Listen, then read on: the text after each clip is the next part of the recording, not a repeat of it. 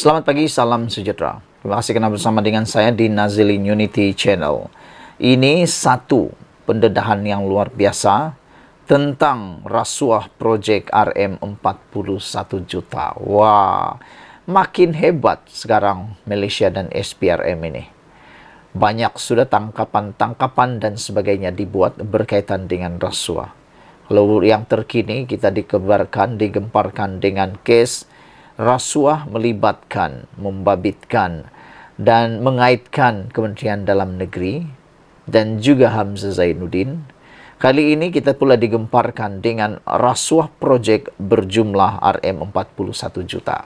Nak tahu isunya, ikuti terus ulasan ini dan jangan lupa bagi Anda yang paling pertama bersama dengan saya dalam channel ini, tekan butang subscribe untuk mendapatkan isu-isu terkini daripada channel ini dan share video ini kepada semua orang. Saudara-saudara, hari ini penulis blog ditahan untuk membantu siasatan kes rasuah projek RM41 juta. Wow, siapa penulis blog ini dan kenapa beliau ditahan? Ini ulasan tersebut. SPRM hari ini menahan seorang penulis blog semalam bagi membantu siasatan berkaitan dakwaan rasuah dalam satu projek bernilai kira-kira RM41 juta di sebuah kementerian. Wow. Kementerian apa nih ya? Sampai ada projek bernilai 41 juta rasuah. Punya banyak nilai. Kalau betul ini berlaku, punyalah banyak. 41 juta ini rasuah. 41 juta rasuah. Aduh, tak dapat aku fikirkan rasuah begini banyak. Kalau duit ini, kalau rasuah 41 juta ini diberi kepada setiap rakyat Malaysia, 1 juta pun tak habis. Rakyat Malaysia baru 33 juta kan? Kalau 33 juta, setiap orang dibagi 1 juta, masih lagi ada berapa juta bakinya. Tapi inilah rasuah. Tak pandai kenyang, tak pandai puas-puas. Banyaknya 41 juta nih. Oh. Lelaki berumur awal 60-an itu ditahan selepas hadir memberi keterangan di Ibu Pejabat SPRM di sini semalam. Dia dipercayai menerima rasuah dan dia dipercayai menerima rasuah kira-kira RM1.3 juta daripada sebuah syarikat teknologi maklumat IT sekitar tahun 2020.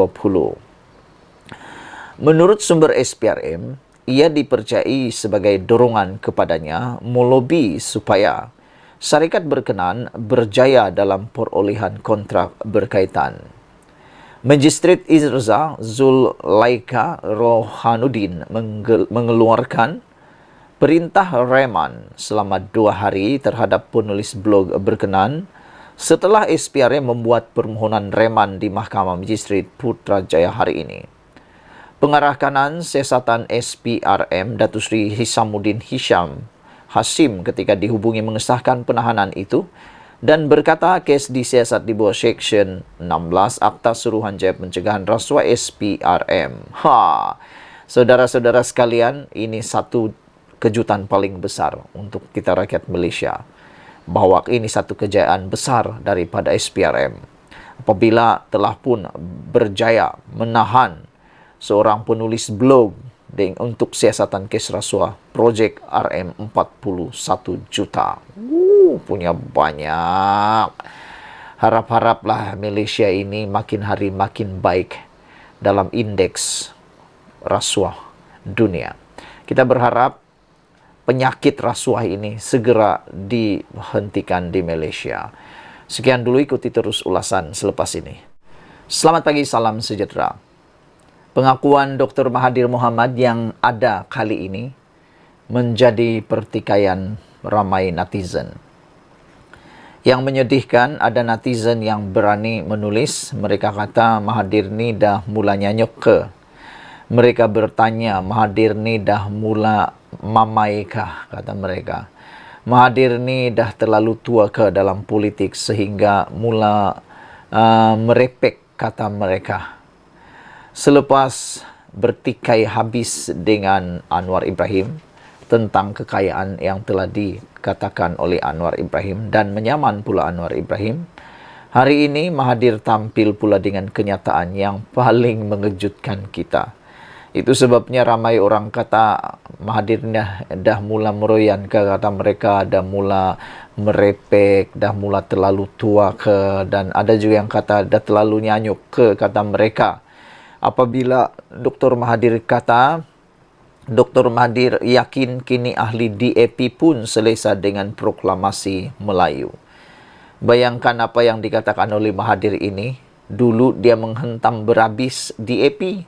Dulu dia benar-benar menggunakan DAP untuk menyerang Pakatan Harapan.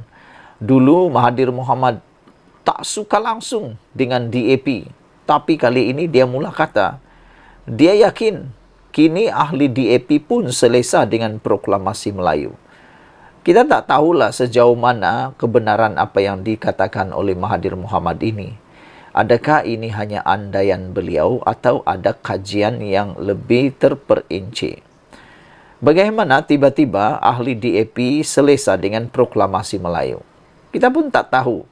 Karena sebelum ini kita ada kontrak sosial di Malaysia yang mana bangsa-bangsa lain, yaitu selain Melayu, sudah menganggap Melayu sebagai bangsa yang dominan di Malaysia. Jadi sejauh mana dan sejak bila pula DAP selesa dengan proklamasi Melayu?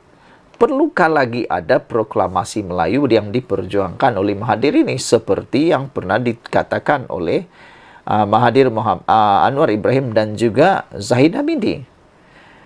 Bekas Perdana Menteri Dr. Mahathir Mohamad berkata, tumpuan utamanya dalam proklamasi Melayu buat masa ini adalah untuk mendapatkan sokongan daripada kaum Melayu untuk proklamasi itu. Dia yang baru saja meninggalkan gabungan Gerakan Tanah Air GTA yang baru ditubuhkan tahun lepas berkata, tidak timbul isu bahawa dia berhasrat untuk mengenepikan mana-mana parti politik Melayu sedia ada. Sama ada saya akan bergiat di atas landasan politik selepas ini, bukan sesuatu yang perlu saya fikir ketika ini, kata Mahathir lagi. Yang penting ialah mendapat sokongan orang Melayu untuk proklamasi ini, kata beliau. Semalam ada satu komen dalam ruangan komen yang saya terima. Mereka kata, sempatkah Mahathir Mohamad melihat proklamasi Melayu yang beliau perjuangkan ini, kata beliau. Kerana dia juga menulis Mahathir Mohamad sudah terlalu tua dan umurnya sudah lanjut. Mereka kata tak tahulah bila Mahathir akan meninggal dunia. Sempatkah Mahathir berjuang habis-habisan untuk proklamasi ini, kata mereka.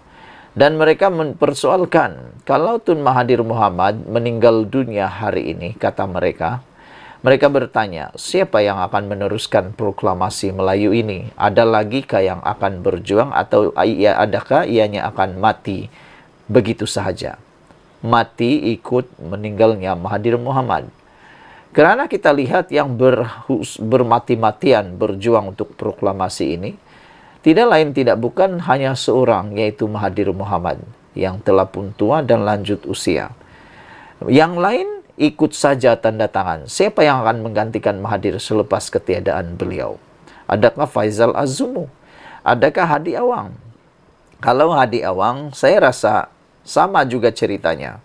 Lebih baik Hadi Awang hanya berjuang berlandaskan Muafakat Nasional ataupun dalam parti PAS itu sendiri. Memandangkan tiada kelebihan beliau untuk memperjuangkan proklamasi Melayu ini. Hanya Tun Mahathir saja yang mempunyai kelebihan kerana beliau punya parti tidak mempunyai satu pun ahli parlimen. Dan beliau tidak punya suara di parlimen. Parti beliau juga tidak dilihat lagi, tidak lagi diambil berat, tidak lagi mendapat tidak lagi dilayan oleh rakyat. Sudah ditolak oleh rakyat. Itu sebabnya Mahathir Mohamad berusaha mati-matian dalam proklamasi Melayu kerana di situ saja wadah yang dia ada. Berbanding dengan Hadi Awang, Faisal Azzumu, dan Sanusi. Mereka masih mempunyai parti yang aktif di parlimen dan juga di Malaysia. Jadi itulah persoalan besar. Kalau Mahathir Mohamad meninggal dunia hari ini, siapa yang akan meneruskan proklamasi Melayu ini sebagai pemimpin? Adakah Faisal Azzumu akan meneruskan? Ataupun adakah Hadi Awang yang akan teruskan atau Sanusi Madnun yang akan teruskan?